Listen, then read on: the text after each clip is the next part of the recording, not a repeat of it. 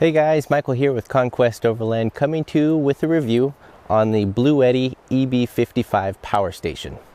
Now, before we begin, full disclosure, this unit was sent to me by Bluetti just to do a review, try out, and see how it implements into my workflow when going out on trips. And as many of you guys know, power stations have been used to keep the production of the channel going for many years. The prior model that I was using was the older version that's actually not even listed on their website, but it was the older version of the Goal Zero Yeti 400, and it served really good for my needs.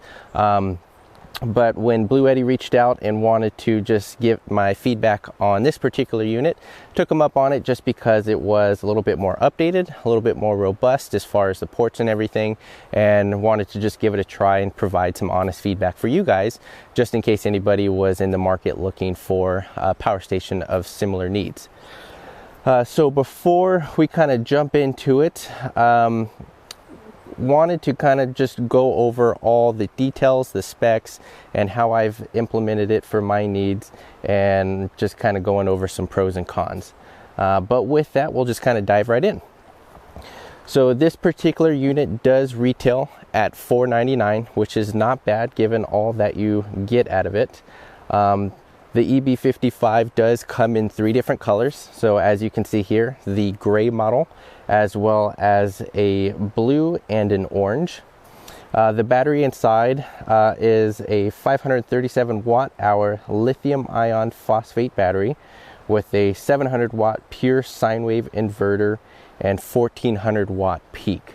So compared to the prior model, this is a bit more robust, as well as has a in my opinion, a bit better battery compared to the other. So you have a lot more output and options as far as what you can do with it. What's really impressed me is that, as shown on their website, their battery has a 2500 life cycle capability before it drops to at about 80%. And with that, that's pretty amazing. If you think about it, you can go from 0 to 100 2,500 times before this battery starts to lose life, which is amazing. So for many years to come, this particular model is going to be put through its paces, let's just say, before it even thinks about starting to need a potential replacement. What's also incredible is that this unit has 13 different connections, which is just amazing.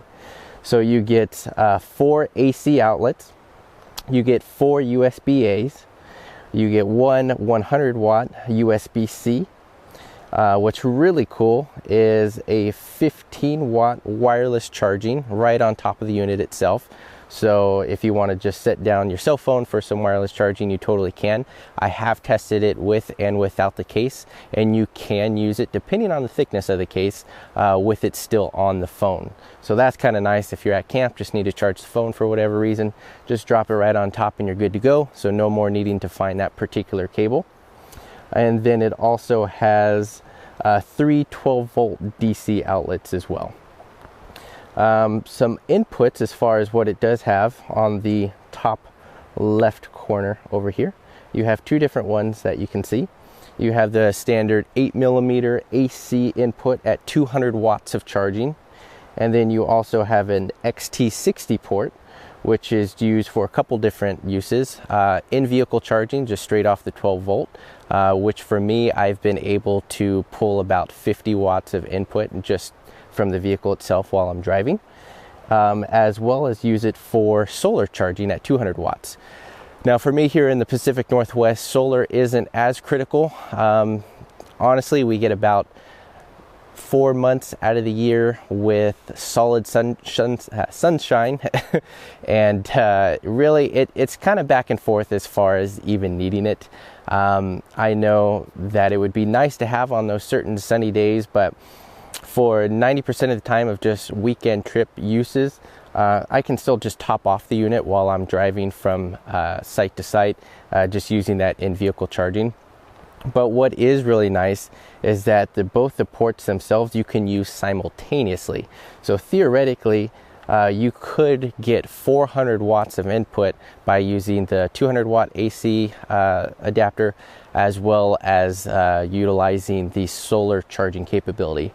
And it does show on their website that if you use those simultaneously on a perfect situation, you could charge this unit from 0 to 100 in less than 2 hours.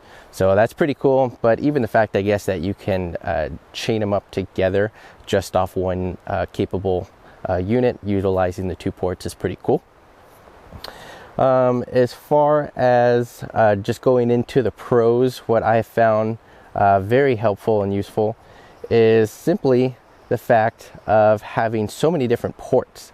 For the last model that I had used, I had to charge all my devices in different stages. So whether it was the cameras, the drones, action cameras, tablets, phones, laptops, all that good stuff, I had to do them in 2 different stages, let those charge, unplug all that stuff, and then put in the next bank of items. With this, I can actually charge everything at once, so it's really nice. I can just plug it all in, do what I need to do, have everything fully charged, and then pack it up and I'm out on the road for the trip. So it's really nice, just do everything at once. Again, comparing it to the last model, they were very similar in sizing. So this particular one does come in at about 16.5 pounds. It has a dimension of 10.9 inches in length, 7.8 inches in width, and 7.7 inches in height. So they're very, very similar as far as the weight, or as far as the size, but the weight difference is definitely lighter with the Bluetti, which is really nice. Again, for me, a pro, I love the wireless charging. I think that's one of the coolest little things that they could have put in. I just really like having to not fuss with cables if I just need to charge something as simple as my phone. What's really cool, again, it's very situational depending on the use, but this unit does have a light strip built right into the back. So you can utilize it in 3 different options of a full bright, a half bright, and then an SOS feature. So at camp, whether you're needing just a little bit of area light, or even using it to have some light while cooking and cooking at night, this unit can be able to do that and then potentially charge some items at the same time. As far as a few cons that I have found, and they're more just a personal preference to me, but the actual display unit itself, as far as the remaining battery life left, it goes from a 0 to 100, but they do it in blocks of 20. Other units that I have used, they've been able to showcase that, but they have a toggle option of different heads-up display as far as being able to see the exact percentage. And the only time really for me is I just like to know the exact details. So is the battery at 95% or is it at 81%? So that can be kind of a drastic difference depending on the situation. So I guess knowing the exact battery would be nice. Again, not always needed, but it would be cool to at least have a toggle option. As far as the others go, the AC outlet, the wall charging, the brick itself has a fan built into it, and again, it's personal preference, but the fan when it's charging is a constant unless you unplug it from the wall.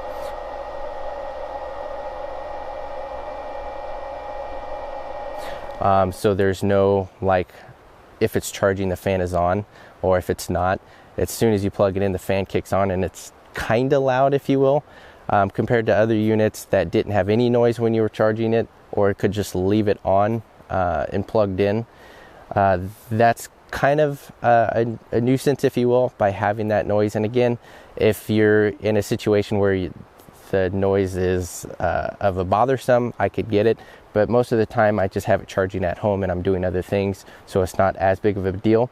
But just a heads up before, if you were to purchase one and plug it in and kind of notice that right away. Again, just kind of a disclosure as far as what to encounter.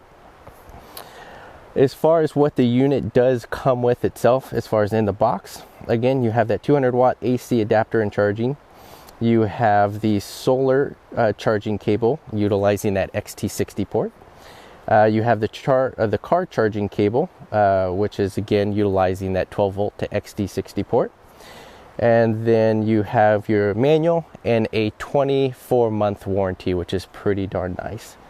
Again, compared to the Goal Zero Yeti 400 that I was using, this particular one has a more robust battery. Granted, it's a larger, more capable battery, but I have found it to handle all the needs that I have asked of it, as far as being able to charge everything simultaneously, even running like a heated blanket in the tent. I just wanted to try that out, see if it could last the night, and it did.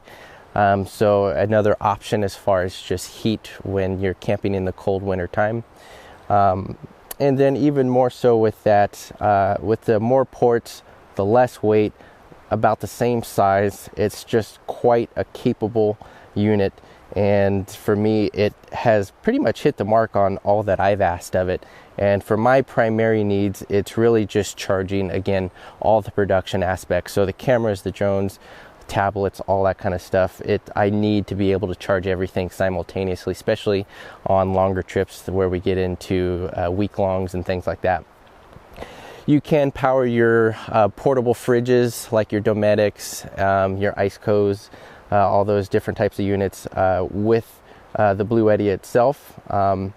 I personally don't use that, to be honest. I have my fridge connected right to the battery in the truck just for ease of use, because this unit, I'm usually trying to be mobile with it as far as charging things, using it around camp. Having it dedicated to a fridge would limit me as far as just being able to have access to it only within the vehicle itself. So that's why I don't use it for the fridge, but for others you absolutely can. I will be doing a test in the future just to see how long the battery would last without being charged up by plugging it into the fridge. So to be determined on that still. Again, this is still pretty new to me and I've only used it on a few trips, so more details to come on that. But overall, it's a great unit. It's lightweight, has all the ports that I need, and works for my needs. But I just wanted to kind of give a quick review and just detail list, as well as some pros and cons that I have found so far with my somewhat limited use of it just yet, but also just provide my feedbacks in case anybody was on the market looking for a power station such as this. But with that, guys, I wanted to keep this brief but somewhat educational and informational. So I will call it there. But as always, I appreciate your support, and until next time, safe travels.